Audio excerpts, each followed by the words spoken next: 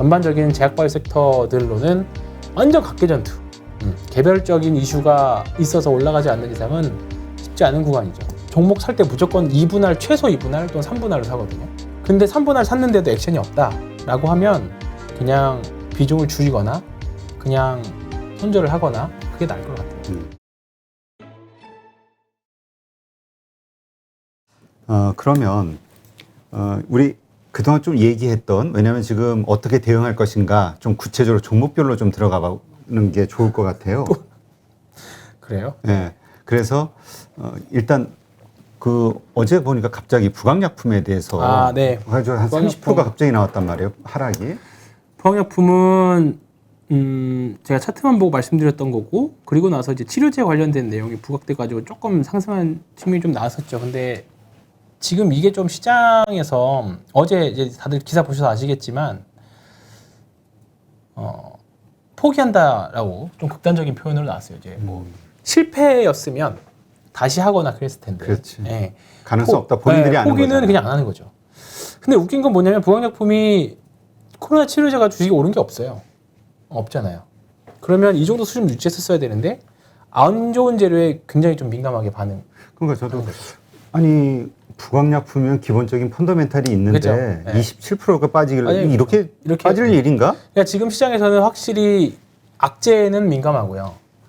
악재는 민감해서 팔아버리고 호재에도 올라가면 팔아버리고. 지금 확실히 시장 심리가 안 좋은 거예요. 만약에 시장이 그래도 한 괜찮았다라고 하면 9월 초 정도 시장이었다라고 하면 이 정도 아래 꼬리는 달았을 거라고 봐요. 근데 지금은 올라갔을 텐데. 그냥 이거 명분 삼아서 팔아버린 거죠. 그냥 명분이 필요해. 지금 팔기 위한 명분. 그냥 시장도 안 좋은데 별로 안 좋아. 팔아버려. 이거 한번 주봉이나 월봉으로 한번 봐볼까요? 주봉은 이제 내려올 만큼 다 내려왔죠. 코로나 직전 정도까지 내려왔죠. 거의 그 정도. 네, 내려왔죠. 근데 이제 이게 빠르게 내려왔으니까 이제 여기서 추가적인 하락은 좀 제한이 되겠죠. 근데 여기서 이렇게 V자로 올라가려면 뭔가 이 재료가 좀 있어줘야 되는데 지금 그게 없으니까 이제 기회비용 가는 구간인 거죠. 예. 그렇습니다. 그 셀트리온도 한번 봐보죠. 셀트리온도 대표적이죠. 얘도 그냥 오늘 셀트리온도 이것 때문에 그럴까요? 이 셀트리온 시리즈는 그냥 대형주 꺾여서 바스켓으로 저는 맞았다고 생각합니다. 아, 그래요? 셀트리온은 특별한 아직까지, 개별 악재는 없고. 개별 악재라기보다는 뭐 거래량이 쉽게 많이 나온 것도 아니고요. 부강처럼 그냥 뭐 같이 지수에서 내려오니까 같이 쓸려서 내려왔다라고 보시는 게 아직까지는 합당한 해석인 것 같고, 일단은 제약바이오 섹터는 몇 개 종목들은 뭐 올라가는 거는 개별 이슈로 올라가긴 하지만 뭐 유바이오로직스 이런 것들은 괜찮지만 개별 지금 일단은 건강관리 크게 헬스케어 건강관리 묶여 있는 것들은 일단 영업이익 추정치들이 상향이 나오지 않고 있어요.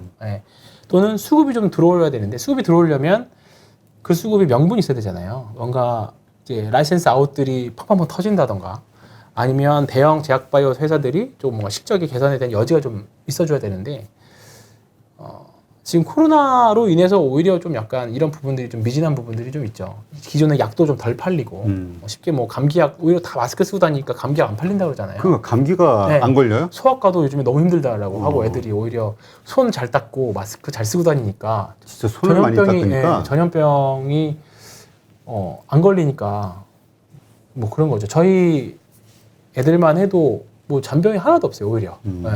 그러니까 이제 그런 부분들 때문에 전반적인 제약바이오 섹터들로는 완전 각계전투. 개별적인 이슈가 있어서 올라가지 않는 이상은 쉽지 않은 구간이죠. 근데 셀트리온 헬스케어는 뭐 기존에 나왔던 재료인 합병이라던가 아니면 코로나 치료제가 좀 잘 된다거나 뭐 그런 부분들이 있다라고 하면 언제든지 또 올라갈 수 있을 거라고 봅니다. 그러니까 오늘 재밌는 일이 있었잖아요. 재밌다고 표현하기는 좀 그렇고 동진세미캠. 네. 이거 진짜 조금 이게 이제 한국 시장의 후진성을 보여주는 내용인데요. 오늘 장중에 이런 뉴스가 나왔었어요. 네, 이거 보신 분들도 있었겠지만 이제는 다 아실 것 같은데 이게 이거 보면 너무 약간 직접적인 기자 타이틀 아니에요? 갑자기 삼성전자에서 인수해라 지시를 했다. 이런 뉴스 사실 인수를 했다고 했으면 됐지 누가 지시를 했다 뭐 이런 뉴스 사실 처음 보잖아요. 그렇죠. 네, 근데 이 뉴스가 나온 이후부터 동진세미캠이 가만히 있다가 오늘 거의 상한가 근처까지 못 가고 29.89까지 갔었네요. 갔다가 내려왔는데 이 뉴스 까보면 이렇게 돼 있어요. 낚시 뉴스. 이렇게. 그러니까 사람들이 뭐야? 아예 신문 기사 내용이 기사 내용이 저렇다고요? 이겁니다. 예.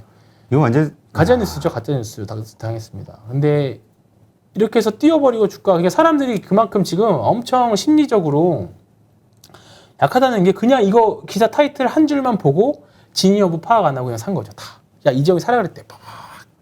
근데 까보니까 아니었네. 정신 차리고 보니까. 야, 이거 저거 보고 뭐 산 사람들은 너무 억울하겠는데. 그렇죠. 억울하죠. 예. 근데 지금 주가가 이렇게 됐고 기존에 갖고 있던 사람들은 파셨는지 모르겠지만 이걸 만약에 39,000원, 4만 원대 이상에서 하신 분들은 진짜 실제로 삼성전자가 동일세미캠을 인수하지 않는 이상은 정말 4만 원대 과연 갈까 다시?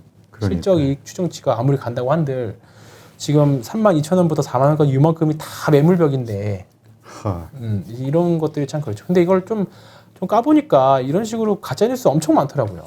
여기 보시면 스티브 잡스가 부활했다라는 것처럼 예전 뉴스 이런 것도 있고 축구선수 박주영 갑자기 아스날로 이적한다 이런 건 뭐 제재를 좀 받아야 되는 거 이런 아니에요? 것들은 정말 한국 주식시장의 후진성을 드러내는 거죠. 이런 것들 그래서 요즘에는 그러니까 이런 것들에 있어서 이거 반대로 생각해 보면 사람들이 살 명분만 있으면 그냥 사는 거죠. 그냥 생각 안 하고 생각하고 쉽지 않은 것이. 어떤 나쁜 의도로 저렇게 만들어서 하는 사람도 있을 수 있겠네. 있을 수 있죠. 네, 충분히 있을 수 있죠. 그러니까 지금 권모술수가 아주 그냥 주식시장에 난무하고 지금 흉흉해서 그런 거예요. 지금 그렇죠, 흉흉해서 민심이. 민심이 흉하고 얼마나 지금 이거 가지고 계신 분들은 만약에 38,000원, 9,000원 사셨던 분들 만약에 손질 못했다고 하면 이번 3일 연휴가 굉장히 좀 불안, 그렇죠. 지옥 같은 삶이 될 수 있죠. 그 정도 했다면. 엄청 후회하시겠지. 네, 근데 이런 주식들은 일단은 어떻게 될지 모르기 때문에 손절 같은 거를 해야 되는 게 맞는 거고 기존에 가지고 사실 저는 동일세미캠을 언제 샀냐면 제가 신고가 매매를 좋아하기 때문에 이때쯤 샀어요. 작년 12월 정도. 12월 샀고 주가가 빠지지만 저는 이거 버텼었어요. 버텼었고 조금 더 샀었고 물타기. 근데 오늘 뜨길래 많이 정리했습니다. 근데 아까 이게 지금은 이렇게 끝났지만 아까 한 27%, 8%막 이렇게 갔을 때는 이거 뭔가 분명히 창 마감하면 뭔가 나오겠다. 뉴스가 하나 나오겠다라고 했는데 나오고 보니까 저게 나온 거야. 저거 진짜야 하고 봤더니 가짜뉴스인 거야. 그래서 그냥 거기서 다 던져버렸죠. 근데 다행히 그때까지는 주가가 계속 한 4만 원 언저리 왔다 갔다 했었을 때였거든요. 근데 만약에 거기서 했던 분이라고 하면 좀 더 쉽지 않은 거죠. 이런 주식들은 근데 그러니까 앞으로 이런 한국 주식시장은 제가 항상 말씀드리죠. 어렵다고.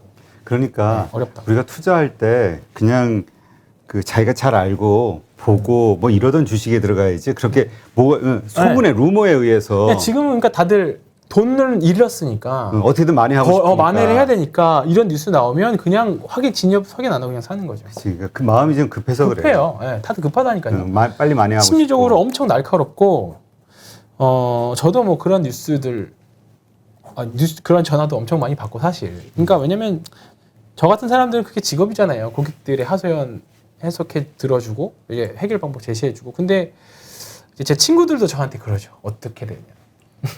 뭐 어쩌라고 나한테.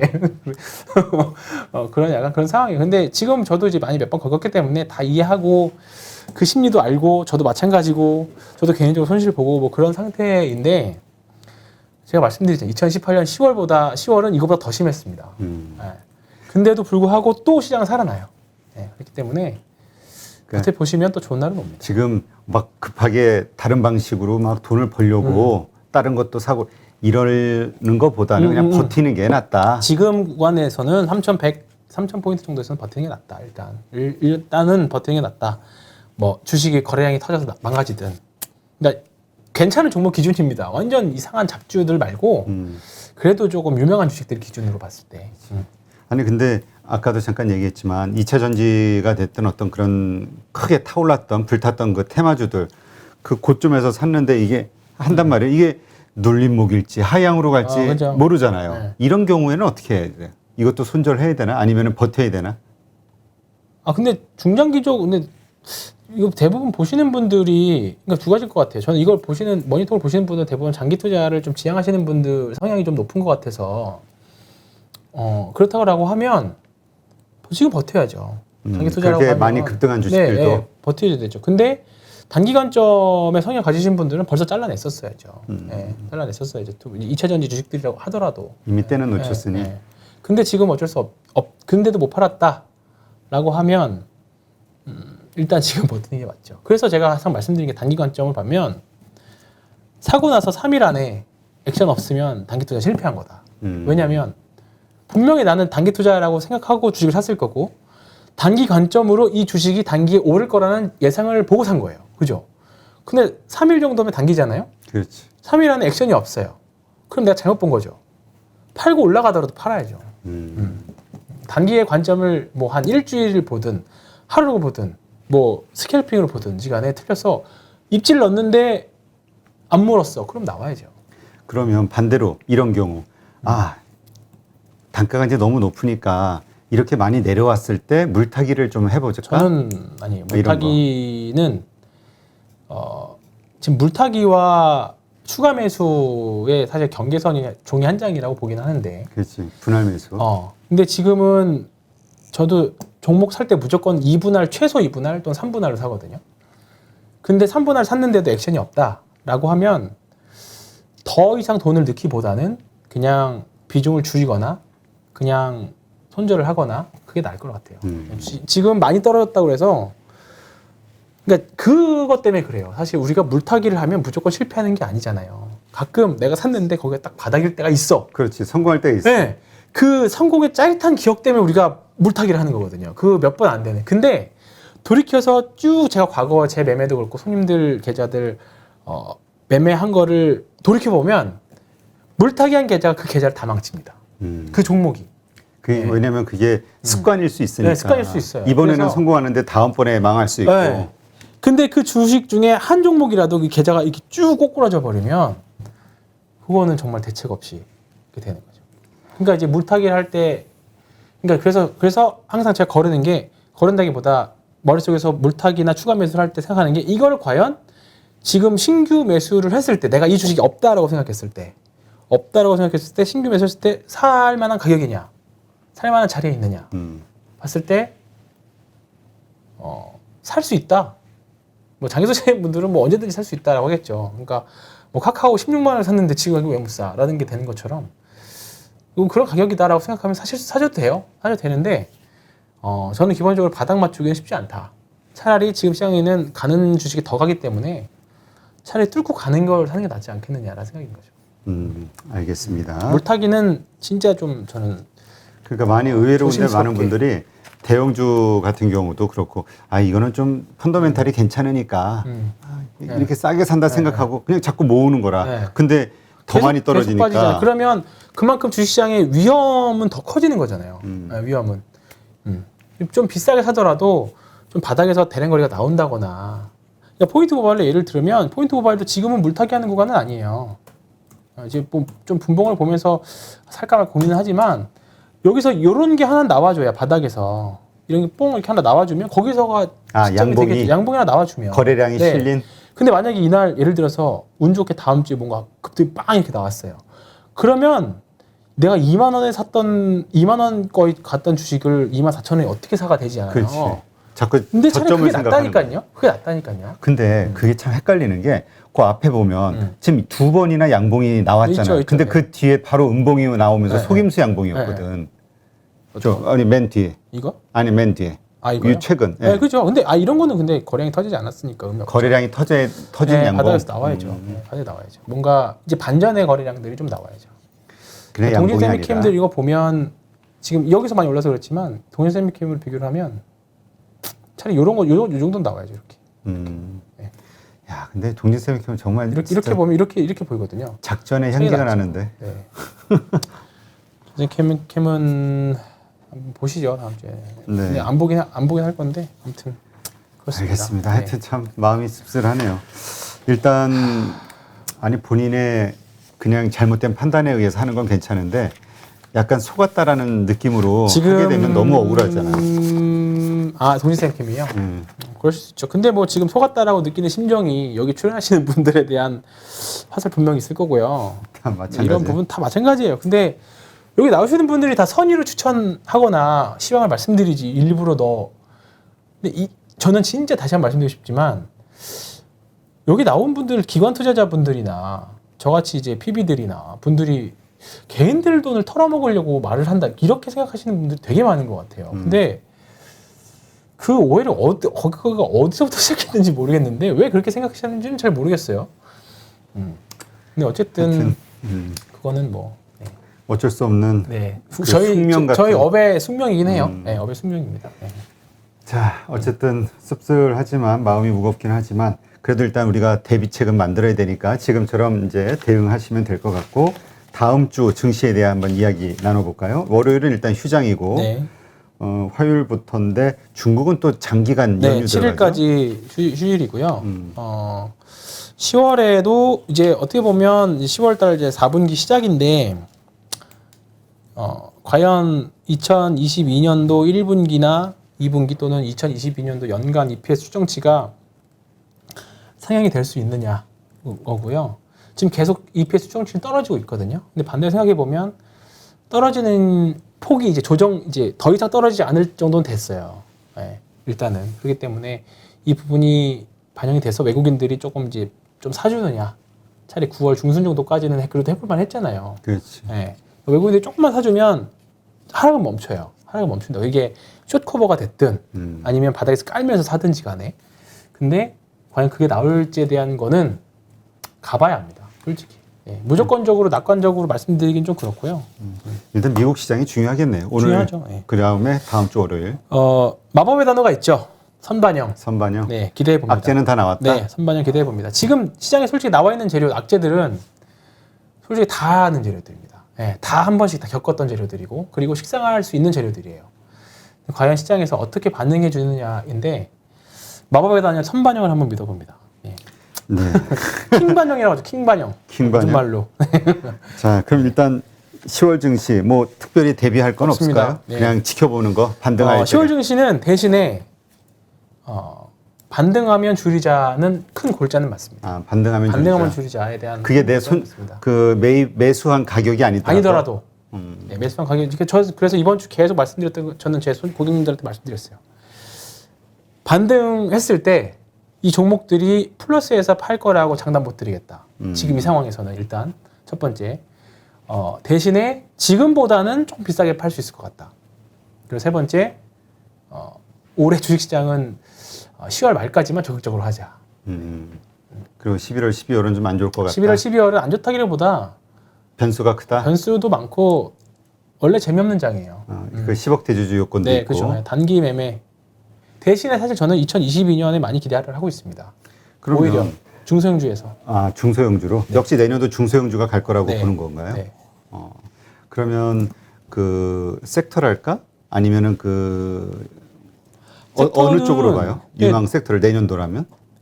지금 유일하게 못 간 섹터가 지금 가장 최악인 업종인 국면에서 도는 게 지금 크게 두 가지인데 하나는 위드 코로나 관련 주식인데 이건 사실 조금 변수가 여전히 있는 것 같아요. 그치. 네, 상황이 있는 어떻게 것 되냐. 같고 그다음에 여전히 저는 기대하고 있는 건 바이오. 바이오. 네, 그냥 일반 전통 바이오들 있죠.